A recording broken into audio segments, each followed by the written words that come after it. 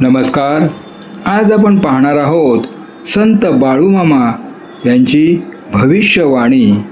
संत बाळूमामांच्या 2026 साठीच्या भविष्यवाणी आणि भारताच्या आध्यात्मिक मार्गाच्या भविष्याचा उलगडा. संत भविष्यवाणी. तत्पूर्वी चॅनलवर नवीन असाल तर कृपया सबस्क्राईब करा. माहिती आवडल्यास लाईक करा आणि कमेंट करायला विसरू नका. चला तर पाहूया. बाळूमामाच्या नावानं चांग भलं. संत बाळूमामांची भाकणूक म्हणजेच भविष्यवाणी ही महाराष्ट्रातील आध्यात्मिक आणि सांस्कृतिक जीवनाचा एक अविभाज्य भाग आहे. 2026 सालसाठी कोल्हापूर जिल्ह्यातील श्री क्षेत्र आदमापूर येथे नुकत्याच झालेल्या भंडारा उत्सवात कृष्णांत डोणे महाराज वाघापूरकर यांनी जी भाकणूक केली त्यातील महत्त्वाचे मुद्दे खालीलप्रमाणे आहेत. 1. पहिला मुद्दा जागतिक आणि युद्धजन्य परिस्थिती. संत बाळूमामांच्या 2026च्या भाकणुकीमध्ये जागतिक आणि युद्धजन्य परिस्थिती या विषयावर अतिशय धक्कादायक आणि गंभीर संकेत देण्यात आले आहे. आदमापूर येथे 16 मार्च 2026 रोजी झालेल्या मुख्य भंडारा उत्सवात ही भाकणूक करण्यात आली. या संदर्भातील सविस्तर माहिती खालीलप्रमाणे आहे. 1. तिसऱ्या महायुद्धाचे संकेत. भाकणुकीनुसार जगात शांतता भंग पावून तिसऱ्या महायुद्धाचा भडका उडण्याची शक्यता आहे. हे युद्ध केवळ 2 देशांपुरते मर्यादित न राहता जागतिक स्तरावर पसरेल असे म्हटले गेले आहे. विशेषतः पूर्वेकडील देशांमध्ये तणाव वाढून त्यांचे पडसाद पाश्चात्य जगापर्यंत पोहोचतील असे संकेत आहेत. 2. भारत पाकिस्तान आणि सीमावाद. भारताच्या संरक्षणाबाबत भाकणुकीत स्पष्ट विधाने आहेत. पाकिस्तानशी संघर्ष. भारत आणि पाकिस्तानमध्ये मोठे युद्ध होण्याची शक्यता वर्तवण्यात आली आहे. या युद्धामुळे भारताच्या सीमांमध्ये मोठे बदल होऊ शकतात. विजयी भारत. या संघर्षात भारतीय सैन्यांचे वर्चस्व राहील आणि शत्रू राष्ट्राचा म्हणजेच पाकिस्तानचा काही भूभाग भारताच्या ताब्यात येईल असा दावा भाकणुकीत करण्यात आला आहे. रेशन भरून ठेवा अशा शब्दात लोकांना येणाऱ्या काळाची जाणीव करून दिली आहे. 3. चीन आणि उत्तर कोरियाचे आव्हान. आंतरराष्ट्रीय राजकारणात चीन आणि उत्तर कोरिया हे देश जगासाठी मोठे डोकेदुखी ठरतील. या देशांच्या आक्रमक धोरणामुळे जागतिक सुरक्षिततेला धोका निर्माण होऊ शकतो. भाकणुकीत चीन पाक युद्ध आणि त्यामुळे होणारी जीवितहानी यावर भाष्य करण्यात आले आहे. 4. शस्त्रास्त्रांचा आणि विज्ञानाचा अतिरेक. बाळूमामांनी विज्ञानाच्या प्रगतीबद्दलही सावध केले आहे. त्यांच्या मते विज्ञानाचा अतिरेक माणसाला विनाशाकडे घेऊन जाईल. माणूस यंत्राच्या आहारी जाईल आणि अण्वस्त्रासारख्या भयानक शास्त्रांचा वापर होऊन मोठ्या प्रमाणावर विनाश ओढवेल असे संकेत देण्यात आले आहेत. 5. 9,00,000 बांगड्या फुटतील. हे भाकणुकीतील सर्वात प्रसिद्ध आणि अंगावर काटा आणणारे वाक्य आहे. याचा अर्थ असा लावला जातो की युद्ध किंवा नैसर्गिक आपत्तीमुळे इतक्या मोठ्या प्रमाणावर जीवितहानी होईल की अनेक स्त्रियांचे कुंकू पुसले जाईल. ही विधाने युद्धाची भयावहता दर्शवण्यासाठी वापरली जातात. निष्कर्ष आणि आध्यात्मिक संरक्षण. या युद्धजन्य परिस्थितीतून वाचण्यासाठी भाकणुकीत खालील मार्ग सुचवले आहेत. साधना आणि भक्ती. ज्यांची भक्ती खरी प्रलयातून सुखात राहील. देशप्रेम.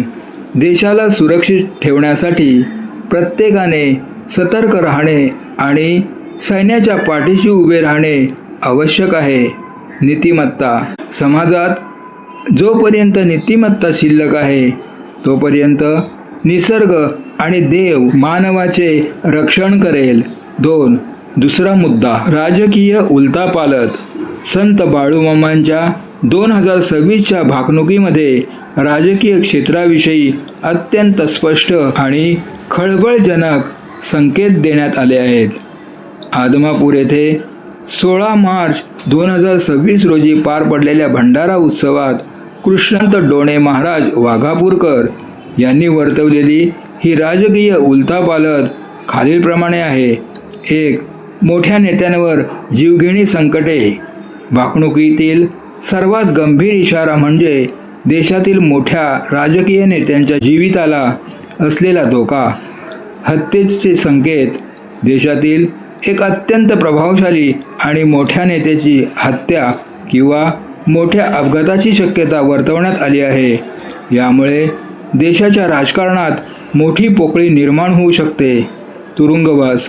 अनेक बड्या नेत्यांचे भ्रष्टाचार किंवा घोटाळे उघडकीस येतील, ज्यामुळे त्यांना तुरुंगाची हवा खावी लागेल. सत्ताधारी आणि विरोधी अशा दोन्ही बाजूंच्या नेत्यांवर ही वेळ येऊ शकते. 2. पक्षीय गणिताची मोडतोड. राजकीय पक्षांच्या वर्चस्वाबाबतही काही महत्त्वाचे मुद्दे मांडले आहेत. मोठे पक्ष सत्तेपासून दूर प्रस्थापित आणि मोठे राजकीय पक्ष सत्तेच्या शर्यतीत मागे पडू शकतात. जनतेचा कल बदलल्यामुळे मोठ्या पक्षांना धक्का बसण्याचे संकेत आहेत. लहान पक्षाचे महत्त्व वाढणार. आगामी निवडणुकीत कोणतेही स्पष्ट बहुमत न मिळाल्यास लहान पक्ष किंगमेकरच्या भूमिकेत दिसतील. त्यांच्या पाठिंब्याशिवाय सरकार स्थापन करणे कठीण होईल. पक्षफुटी. राजकारणात स्वार्थासाठी मोठ्या प्रमाणावर पक्षांतरे आणि पक्षफुटीचे सत्र सुरू राहील, ज्यामुळे राजकारणाचा दर्जा खालावेल. 3. नवीन कायदे आणि सामाजिक चळवळी. समान नागरी कायदा UCC 2026मध्ये भारतात समान नागरी कायदा लागू होण्याचे ठोस संकेत भाकणुकीत दिले आहेत. या कायद्यामुळे देशात मोठी चर्चा आणि वादंग निर्माण होऊ शकतात. जनतेचा उद्रेक. महागाई, बेरोजगारी आणि भ्रष्टाचारावरून जनता रस्त्यावर उतरेल. देशात ठिकठिकाणी मोठ्या चळवळी आणि आंदोलने उभी राहतील, ज्यामुळे सरकारला आपले निर्णय बदलणे भाग पडेल. 4. प्रशासकीय आणि घटनात्मक बदल. राजधानीत हालचाली. दिल्लीच्या तख्तावर मोठ्या घडामोडी घडतील. काही महत्त्वाच्या घटनात्मक पदावरील व्यक्तींमध्ये बदल होऊ शकतात. निवडणूक प्रक्रिया. निवडणूक प्रक्रियेत किंवा पद्धतीत मोठे बदल सुचवणारे निर्णय घेतले जाऊ शकतात, ज्यामुळे राजकीय वातावरण तापलेले राहील. आध्यात्मिक दृष्टिकोन. बाळूमामांनी या राजकीय गोंधळाचा संबंध कलियुगाच्या प्रभावाशी जोडला आहे. त्यांच्या मते जेव्हा सत्तापिपासू वृत्ती वाढते आणि नीतिमत्ता संपते, तेव्हा निसर्ग आणि नियती अशा प्रकारची उलथापालथ घडून आणते. माणूस खुर्चीसाठी काहीही करेल, पण ती खुर्चीच त्याला शेवटी डसेल, असे रूपकात्मक विधान या परिस्थितीचे गांभीर्य स्पष्ट करते. 3. तिसरा मुद्दा. नैसर्गिक आणि पर्यावरणीय बदलात. बाळूमामांच्या 2026च्या भाकणुकीमध्ये निसर्गाच्या रौद्र रूपाबद्दल आणि पर्यावरणातील बदलांबद्दल अतिशय चिंताजनक भाकीत करण्यात आले आहे. याला निसर्गाचा कोप असे संबोधले गेले असून मानवाने निसर्गाशी केलेल्या छेडछाडीचा हा परिणाम असल्याचे सुचवले आहे. नैसर्गिक बदलांची सविस्तर माहिती खालीलप्रमाणे आहे. 1. ऋतुचक्राचा बिघाड. अनिश्चितता. पावसाळा, हिवाळा आणि उन्हाळा या ऋतूंच्या वेळा पूर्णपणे बदलतील. जेव्हा पावसाची गरज असेल तेव्हा कडक ऊन पडेल आणि उन्हाळ्यात पावसाचा हाहाकार माजेल. अवकाळी पाऊस. 2026मध्ये अवकाळी पावसाचे प्रमाण प्रचंड वाढेल. यामुळे हाताशी आलेले पिके नष्ट होऊन शेतकऱ्यांचे मोठे नुकसान होईल. आकाशातून पाणी नाही तर आग पडेल असे गंभीर विधान यात करण्यात आले आहे. 2. भीषण पाणी टंचाई आणि दुष्काळ. नद्यांचे आटणे. गंगा, गोदावरी आणि कृष्णा यासारख्या मोठ्या नद्यांचे पाणी कमी होईल किंवा काही ठिकाणी नद्या कोरड्या पडतील. पाणी विक्री. पिण्याच्या पाण्यासाठी वणवण फिरावे लागेल. पाणी सोन्याच्या भावाने विकले जाईल असे भाकीत वर्तवण्यात आले आहे, जे भविष्यातील तीव्र जलसंकटाची जाणीव करून देते. धरणफुटीची भीती. कर्नाटकातील एका मोठ्या धरणाला तडा जाण्याची किंवा ते फुटून मोठी हानी होण्याची भीती भाकवणुकीत व्यक्त करण्यात आली आहे. 3. तापमानातील वाढ आणि उष्णतेची लाट. सूर्याचा कोप. उष्णता इतकी वाढेल की दुपारच्या वेळी घराबाहेर पडणे कठीण होईल, जमिनीला भेगा पडतील आणि हिरवळ नष्ट होईल. वणवा. जंगलामध्ये मोठ्या प्रमाणावर वणवे लागून जैवविविधतेचा ऱ्हास होईल. 4. प्राणी आणि मानव संघर्ष. हिंस्त्र प्राण्यांचे आगमन. जंगले आटल्यामुळे आणि पाण्यासाठी वाघ, बिबट्या यासारखे जंगली प्राणी मानवी वस्त्यांकडे मोठ्या प्रमाणात वळतील. घराघरात भीतीचे वातावरण असेल. नवे रोग. निसर्गातील बदलामुळे माणसांमध्ये आणि जनावरांमध्ये नवीन प्रकारचे संसर्गजन्य आजार पसरतील, ज्यावर उपचार करणे विज्ञानालाही कठीण जाईल. 5.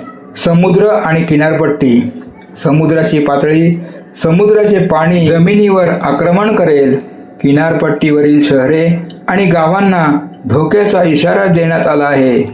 चक्रीवादळाची तीव्रता आणि वारंवारता वाढेल. पर्यावरण दृष्टिकोन आणि उपाय. बाळूमामाच्या भाकणुकीचा मूळ संदेश हा निसर्गाप्रती कृतज्ञता बाळगण्याचा आहे. यात खालील गोष्टीवर भर दिला आहे. वृक्षारोपण. झाडे लावा तरच पाऊस पडेल.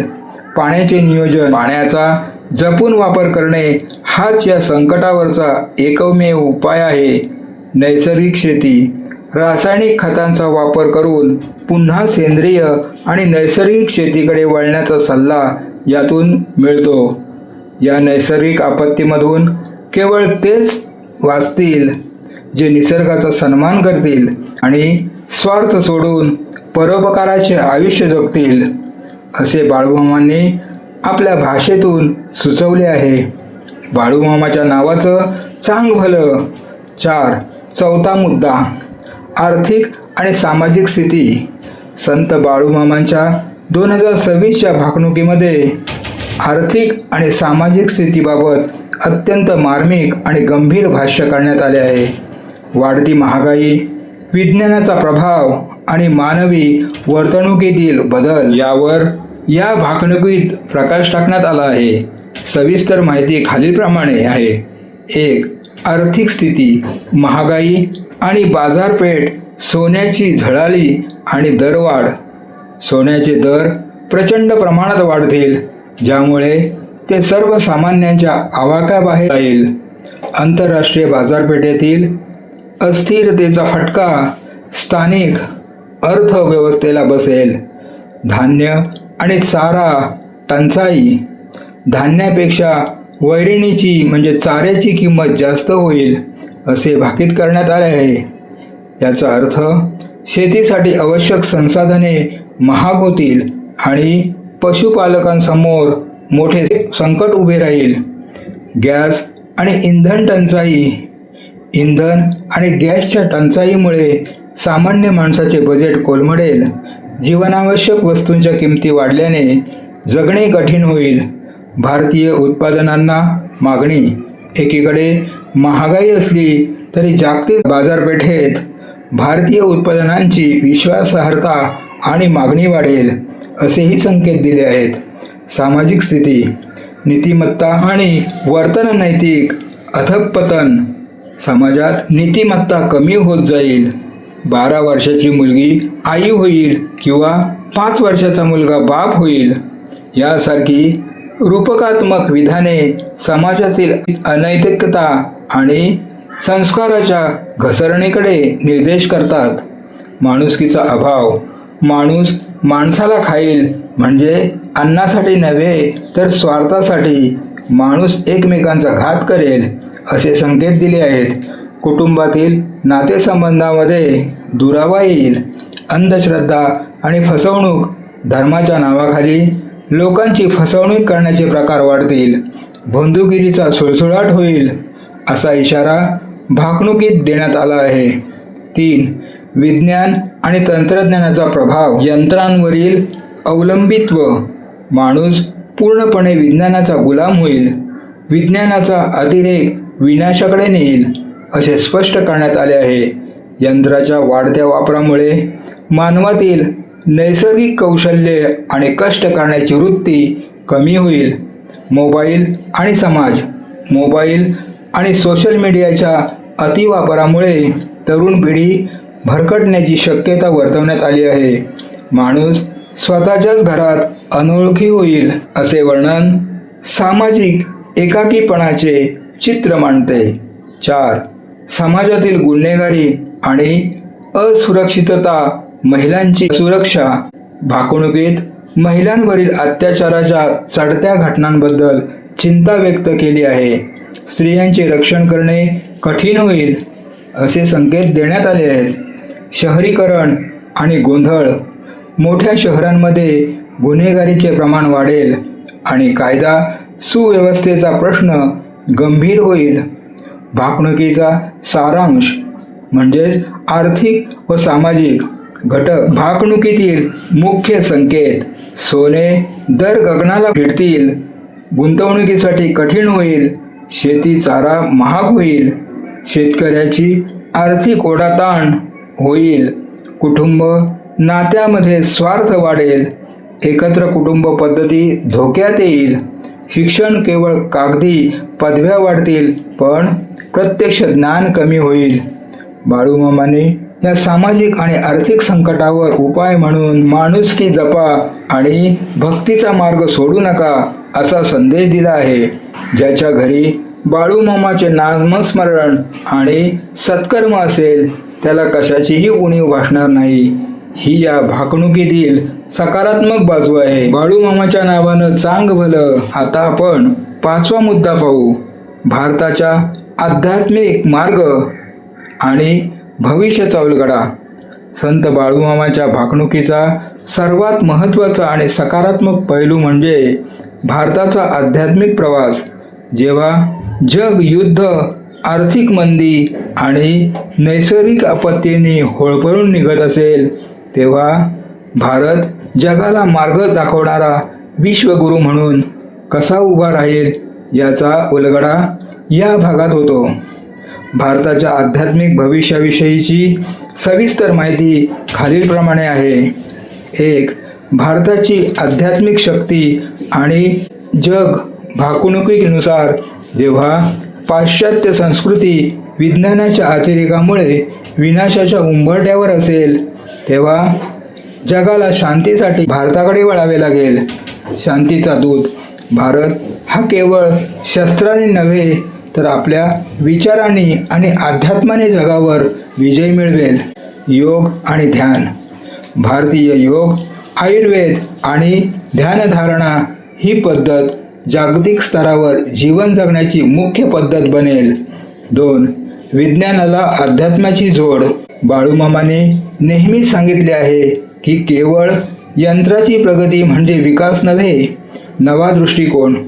भविष्यात भारतीय शास्त्रज्ञ आणि आध्यात्मिक गुरु एकत्र येऊन जगाला अशा तंत्रज्ञानाची ओळख करून देतील जे निसर्गाला पूरक असेल. सात्विक जीवनशैली. भारताची जुनी ऋषी संस्कृती पुन्हा एकदा आधुनिक रूपात अवतरेल. लोक पुन्हा एकदा साधे जीवन आणि उच्च विचारांकडे म्हणजेच सिंपल लिव्हिंग, हाय थिंकिंगकडे वळतील. 3. तीर्थक्षेत्राचे महत्त्व आणि संरक्षण. पंढरी आणि आदमापूर. भाकणुकीत पंढरपूरची वारी आणि आदमापूरचे क्षेत्र हे कलियुगातील सर्वात मोठे ऊर्जेचे स्रोत असल्याचे सांगितले आहे. कितीही संकटे आली तरी या क्षेत्राचे तेज कमी होणार नाही. भक्तीचा विजय. ज्याच्या मुखात नाम आणि हाती सेवा आहे त्याचे रक्षण साक्षात भगवंत करेल. युद्धाच्या आणि आपत्तीच्या काळात केवळ आध्यात्मिक बळच माणसाला मानसिक धैर्य देईल. 4. नव्या युगाची पहाट म्हणजेच सत्ययुगाकडे वाटचाल. भाकणुकीत उल्लेख आहे की 2026 नंतरचा काळ हा जुन्या कालबाह्य विचारांच्या नाशाचा आणि नवीन सात्विक विचारांच्या उदयाचा असेल. धर्मसंस्थापन. इथे धर्म म्हणजे केवळ कर्मकांड नव्हे, तर कर्तव्य आणि माणुसकी.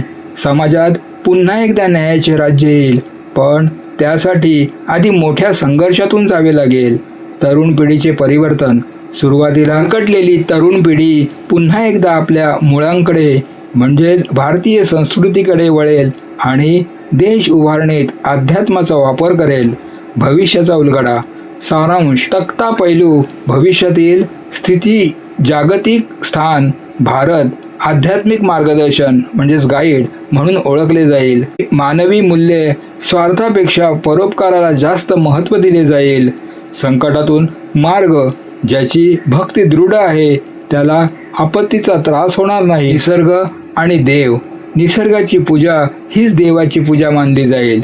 बाळूमामांच्या भाकणुकीचा शेवट नेहमीच सावध राहण्याच्या इशाऱ्याने होतो. भारताचा आध्यात्मिक मार्ग हा सोपा नाही, तो संघर्षातून जातो. शीर हातावर घेऊन भक्ती करा असे मामा म्हणायचे. याचा अर्थ असा की येणाऱ्या कठीण काळात घाबरून न जाता आपल्या धर्मावर आणि कर्तव्यावर ठाम राहणे हाच भारताच्या उज्ज्वल भविष्याचा मार्ग आहे. संत भाकणूक ही भाविकांच्या श्रद्धेचा विषय आहे. यातील अनेक विधाने रूपकात्मक असतात, ज्याचा हेतू लोकांना सावध करणे आणि धर्माच्या मार्गावर चालण्याची प्रेरणा देणे हा असतो. मला ही माहिती बाळूमामाची भाकणूक कशी वाटली ते बाळूमामाच्या नावानं चांगलं लिहून कमेंट करा. व्हिडिओ आवडल्यास लाईक करा, तुमच्या मित्र आणि कुटुंबियांसोबत शेअर करा आणि तुमच्या प्रतिक्रिया कमेंट्समध्ये नक्की कळवा. अशाच माहितीपूर्ण व्हिडिओसाठी आमच्या चॅनलला सबस्क्राईब करायला विसरू नका आणि बेल आयकॉनवर क्लिक करा, जेणेकरून तुम्हाला नवीन व्हिडिओचे नोटिफिकेशन लगेच मिळेल. व्हिडिओ शेवटपर्यंत पाहिल्याबद्दल धन्यवाद. जय हिंद, जय महाराष्ट्र.